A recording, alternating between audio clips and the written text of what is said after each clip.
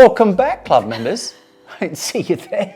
Oh, this month, we're taking you down the biodiversity and biodynamics laneway. We're going to go down and introduce you to some amazing producers that are really taking that side of viticulture and really more of a way of life into their winemaking. So you're going to get to see, I think, two excellent examples. It's pretty exciting, I have to say, when the containers land and we get to see what's on board. Because often you're, very involved in the tasting process. You've either gone to France, you've done taste of champagne. No, that's tasting. What's it that's called? in Australia. What do you call it in France? It's called Printemps de Champagne, which Okay. is spring. So he's tasting a bit in Champagne where it is a marathon effort to taste through numerous champagnes, and he comes back with his tail wagging and a long list of champagnes that we have to bring to Australia that have never been here before, and it's exciting. And it gives our club members access to things that are really special, often would be very, very expensive and unattainable if they were imported by someone else. It's direct to you and it's exciting. And tonight we're looking at the differences between, as you say, biodiversity in the vineyard and biodynamics, and what those concepts are with two amazing producers.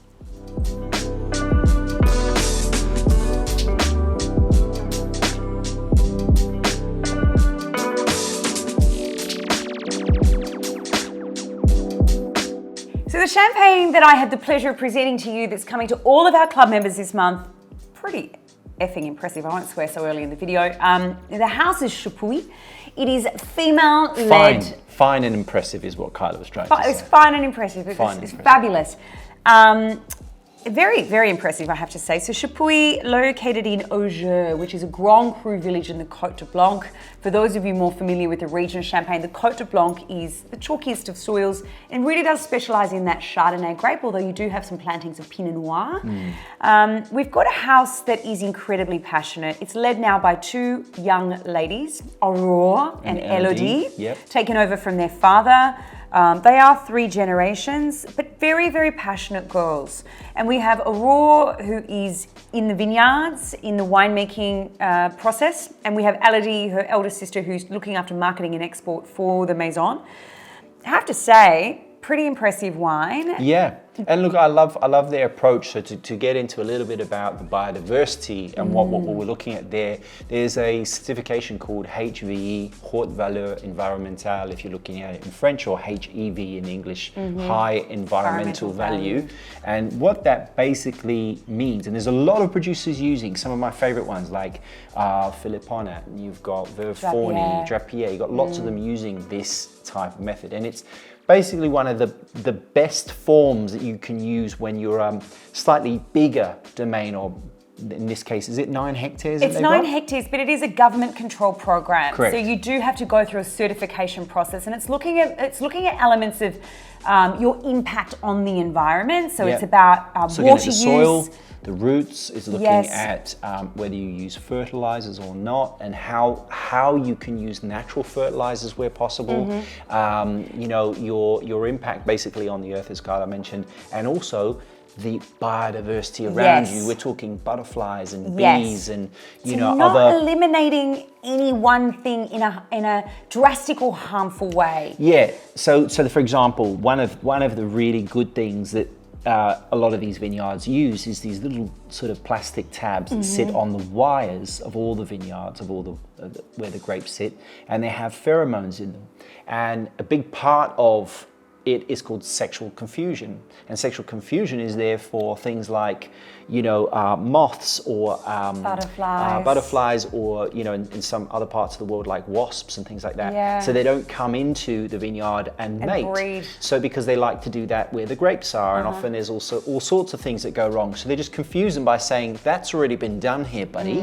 Why don't you keep moving along? And they don't kill them, they don't harm them, and actually don't interfere in their breeding process. Or the biodiversity of the vineyard. And then second to that, it's also about alternate plantings within the vines to create a bit of a challenge on the root system. So you might see snow peas, you might see other flowers, other vegetables. Lavender, chamomile. Planted within the rows, which is actually quite an attractive thing to see. Different grasses, yeah, absolutely. I think it looks beautiful, you know, and then also with this house, you know, the girls are only using horse and cart, so they're minimal impact on the land, they're minimal impact on the environment, they're encouraging biodiversity, and at the end of the day, you're getting a fantastic wine as a result.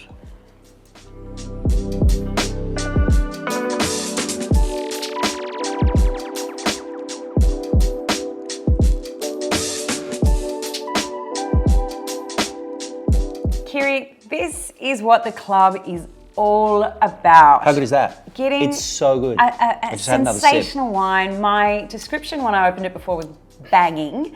Oh, that's a banger. That's my technical description. Let's put that into some more technical terms. So that's the professional side of things. What Kyla is really trying to elaborate there is a ripper. The wonderful tension of minerality of Auger, Pinot and Chardonnay in the mariage. It is great. It's a great wine. Stainless steel and aged on lees for what, 9 years or something? 9 years. And it's a vintage champagne. Let's slow it down. So we've got Grand Cru fruit. Highest ranking vineyard parcels within the Champagne region. We've got 100% of the fruit coming from Auger. It's really pure. You can taste it. You've got 39% Pinot Noir. Or is it the other way around? 39 Chardonnay, 61 Pinot. Thank you. Right. I noted that as it was coming out of my mouth. That's right. I've advertised for your job. This place is on Seek. So if you guys are out looking for a job, please check in. I need an actual come and sit in my seat. I need someone who remembers the wine varietals. I need a technical person. 9 years on lees. You know, up front it's the creaminess, it's the soft lemon, it's that beautiful round suppleness of the Chardonnay, and then the roundness, the savoury patisserie, gourmand notes of the Pinot Noir. And, you know, silky, and good acid line. Oh. Pinot's got the good acid line. Auger, as Carla said, is the chalk, right? So you've got this mineral tension, this distinct, chewy, mineral, fresh liveliness, but that's also in part of. Yes, so, and this is the first this is the note bit that you get excited mind. about. I do get a bit excited about this. So, who gets excited about acid? You guys get excited about acid? We get excited about acid. So malolactic fermentation, we've spoken about this before. It's where you're converting those tart Granny Smith acids into soft lactic acid, malic into lactic. Feel me? And I instantly said to Kiri, without knowing the wine, amazing. It's a 2012 exceptional vintage, beautiful composition of Grand Cru fruit, but it has a real acidic tension that's not overwhelming. It's perfectly balanced. So 25% of the wines that have gone into the blend have been held back from going through that malic acid conversion. But are vintage ones 100%? No, it is. I've checked so it. It's 25% abstaining from that malic conversion to lactic. So think about that for a second, guys. When you're cooking, you can choose to bake things, you can choose to fry things, you can choose to, you know, mix things up, or, you know, if you're doing a salad, you know, you can add texture here, heat there, nuts, whatever, oils, whatever, different textures. I think the same thing applies to winemaking. So winemakers can just choose to go, I don't want to do all of it malo or non-malo. I'm going to just do part of it. So partial malolactic at that percentage just gives it that little green freshness, but keeps it really interesting as well. Sensational wine, Kiri. I think it's absolutely stunning. I would have a glass of that any day of the week very happily.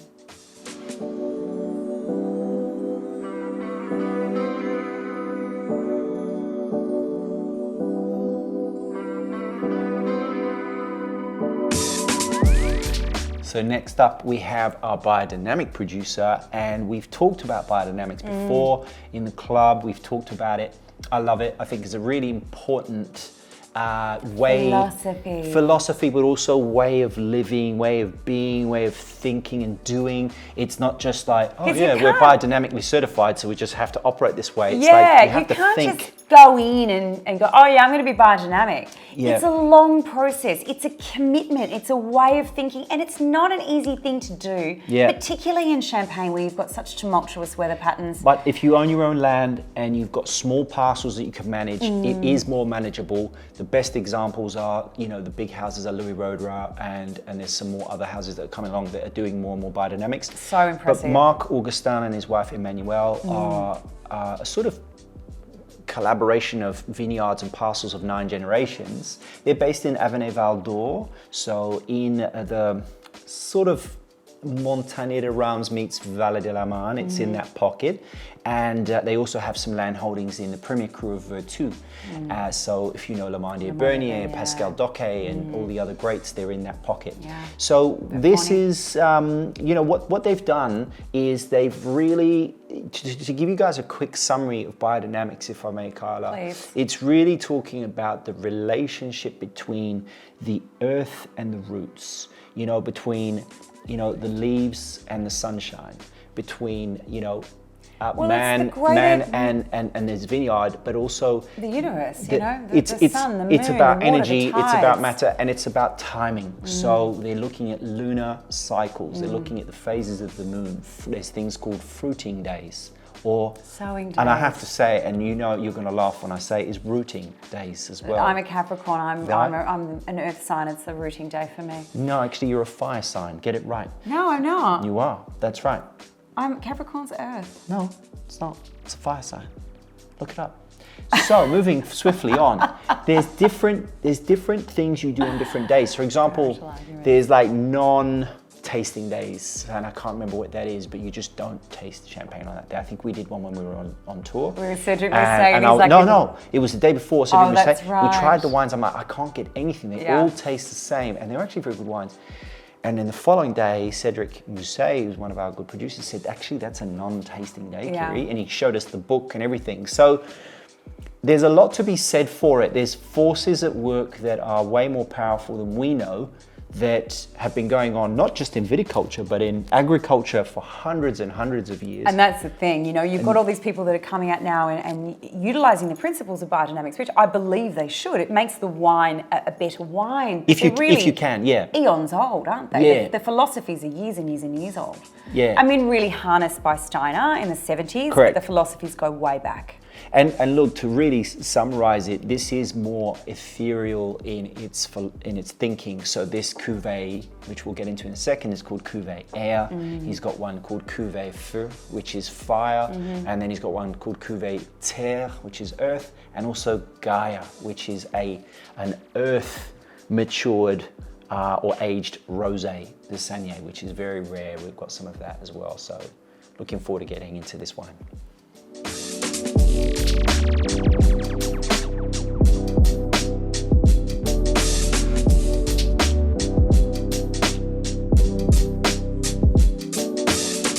I'm very excited about this segment. Not because of the wine, but because... Well, I owe everyone a little bit of apology. I got my earth and fire signs wrong. It seems that Capricorn, Taurus, and Virgos we were only together 10 years, darling. Yes, and I just thought you were fire. It's just my nature. Because you were just fucking hot to trot. Hot, but fire. So anyway, I'm an earth sign. Moving swiftly on to the tasting note of this wine. To air. How is this wine made, Carla? Do you remember the sort of vessels and you style, said the grape varieties? amphora. Yep, an oak. An oak barrel. And we've got the blend of? We've got 50-50 Chardonnay and Pinot Noir. Yep. You've got a zero dosage wine, so incredibly natural. Yep. Very, very soft approach on the wine in terms of its acid line. And hardly any bubble. Very, very minimal on the bubble. Yeah. Which is probably from some pretty deep oxygenation. Yeah. So quite an oxygenated wine. You can see from the color. Even if you look at the color of that wine compared to the Chapuy, it's so deep, it's so golden, it's so rich, it's minimal on the bubble, it's vinous. And it actually really is a connoisseur's wine. And I'm glad that it's going to the connoisseurs because it does. Please don't drink this champagne like you would drink a non-vintage. You need food with this. You know? Yeah. But not to start with. You need to sit with the wine quietly and get your head around it because it's not every day you're going to see a champagne like this. It really is a connoisseur's champagne. I want you to think about the philosophy that's gone in behind it. I want you to think about the family's approach.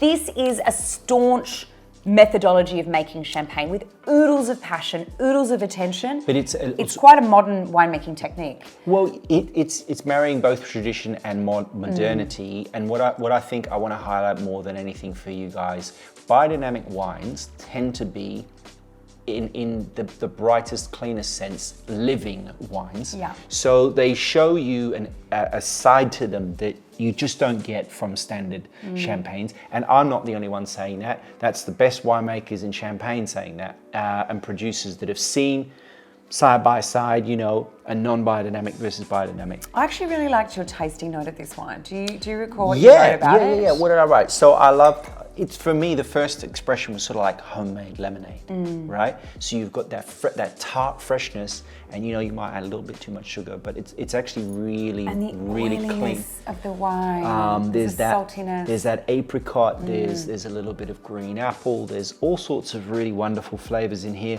But I do love how it sits. It is a little bit more challenging. There's more oxidative notes like walnut and green olive as well.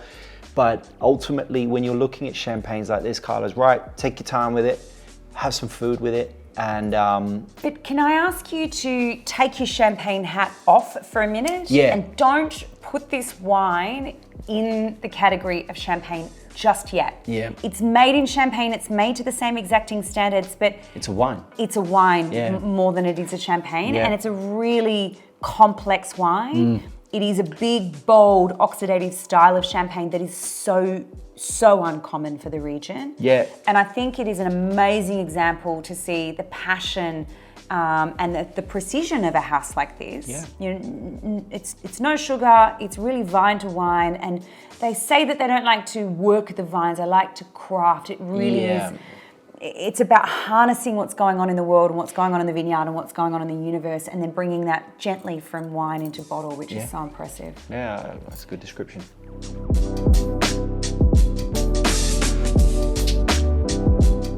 Well, that about wraps it up for this month's episode. And you know what? We got into it with you. We went through all the sort of different summaries of biodiversity and biodynamics. I hope you learned a bunch of stuff. Please feel free to share your experiences, your images, your feedback on the wines on socials, on our Facebook group, or on Instagram. Just tag in for Champagne Club. Yeah.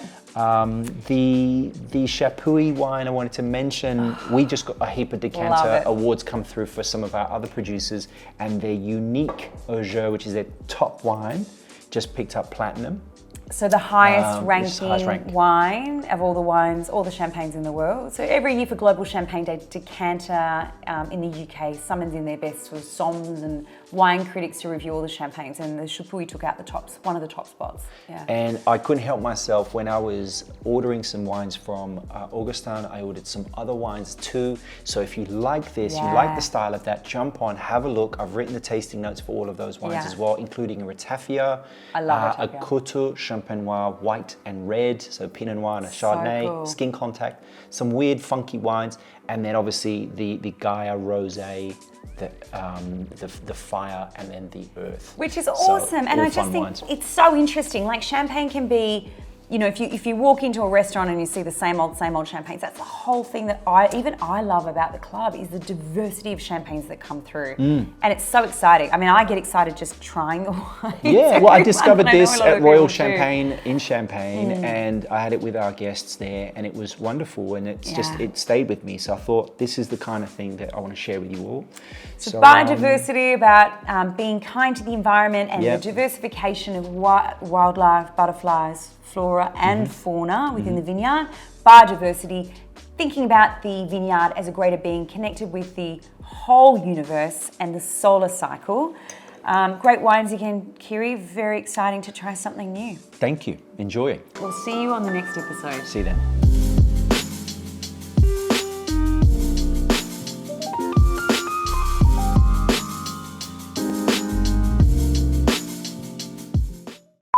We are back. It's awesome. We've got November coming to you.